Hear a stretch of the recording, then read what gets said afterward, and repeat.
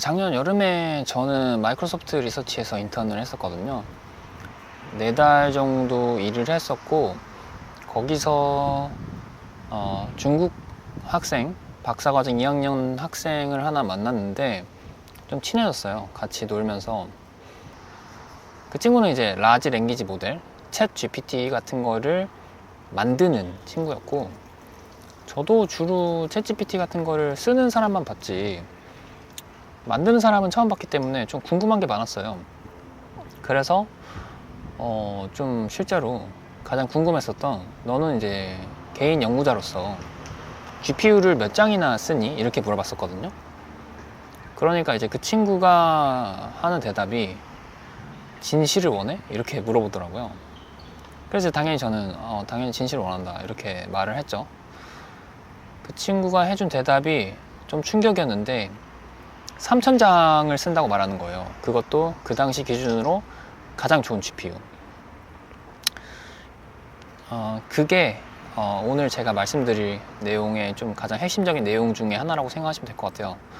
어떻게 중국은 개인이 GPU를 3000장을 쓸 수 있고, 그게 어떻게 그러면 BCI에는 적용될 수 있을지 얘기를 좀 해보려고 합니다.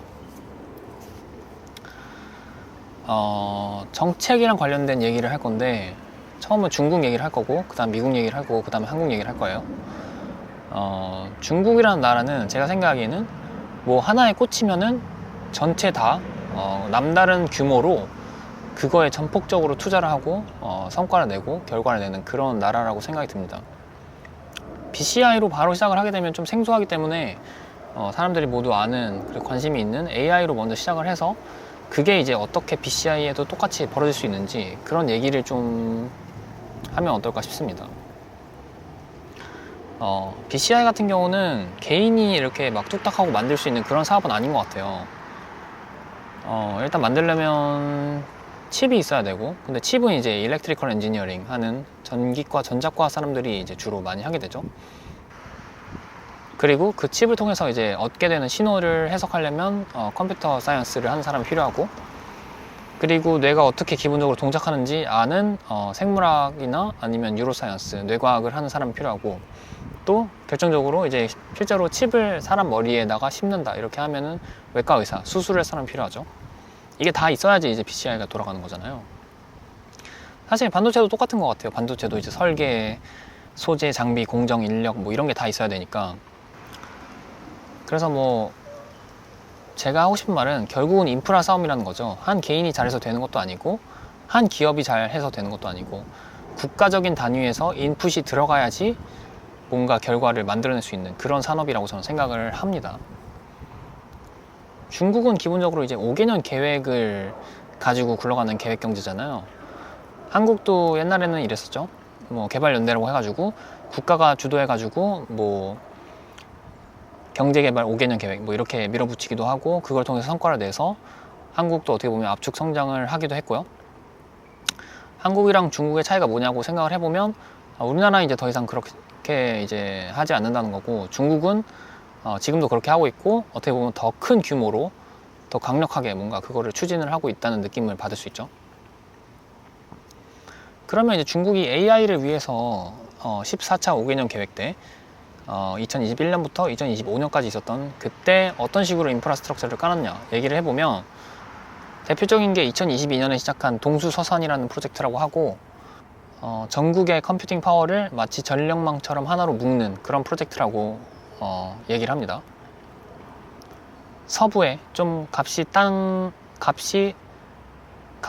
싼 땅에 굉장히 많은 이제 데이터 센터를 짓게 되고, 거기서 나오는 이제 전력망, 데이터 센터에서 나오는 그런 전기를 가지고 굉장히 많은 칩을 구매하고 그걸 돌려서 AI를 굉장히 빠르게 발전을 시킬 수 있었던 거죠. 그러면 이제 질문을 좀 바꿔볼게요. 이런 인프라 위에서 개인 연구자 한 명이 쓸 수 있는 GPU는 얼마나 될까? 한국부터 얘기하면 저도 되게 굵직굵직한 기관에서 많이 시간을 보냈었는데, 예를 들면 서울대학교, 네이버 웹툰 뭐 이런 회사에서 일을 했었지만, 그 당시는 이제 2020년 초죠. 그래서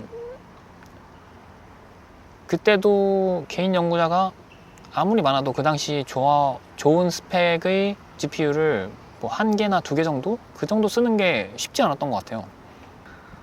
그러나 이제 지금은 좀 상황이 많이 나아지긴 했죠. 예를 들면 2025년에 10월에 뭐 에이펙이라고 해가지고 그때 젠슨왕이 와서 굉장히 많은 GPU를 한국에 공급하겠다 뭐 이런 얘기도 했었고, 그래서 상황이 많이 바뀌긴 했지만 그 당시에는 그랬다.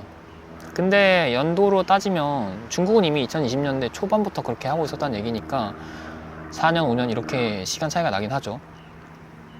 다시 중국으로 돌아오게 되면 GPU 3000개를 개인 연구자가 쓸 수 있었다는 거는 그 친구 하나가 똑똑해서 그렇게 된 것도 아니고, 그 친구가 다니는 학교가 좋아서 그런 것도 아니고, 중국이라는 하나의 나라가 그만큼 투자를 해서 그렇게 성장을 시켰기 때문에 가능했었던 거고, 이제는 2026년이기 때문에 새로운 계획이 시작이 됐겠죠.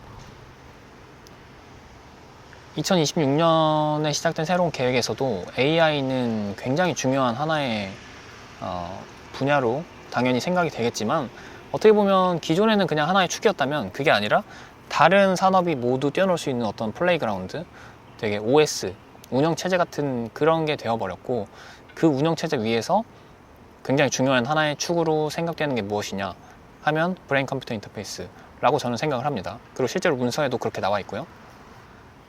근데 제가 말하고 싶은 건, 예를 들면 2026년에 이미 5개년 계획이 시작됐잖아요.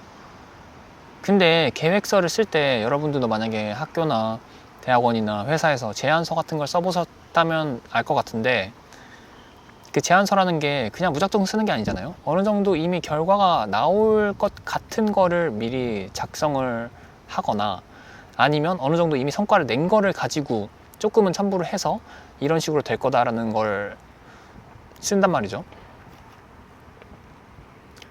왜냐면 정말 터무니없는 걸 작성하게 되면 나중에 그걸 평가할 때 아무것도 결과가 안 나왔다 이러면 굉장히 난처한 상황이 될 수 있잖아요. 그렇기 때문에 어느 정도 인프라를 깔아 놓고 말이 된다, 이런 정도는 우리가 할 수 있겠다, 아니면 거기서 조금 더 한 발 더 나가서 이 정도까지 하면 좋겠다라는 수준으로 쓰는 거지, 아무 생각 없이 이 사람들이 그냥 뭐 터무니없는 얘기를 적지는 않는다는 말이죠.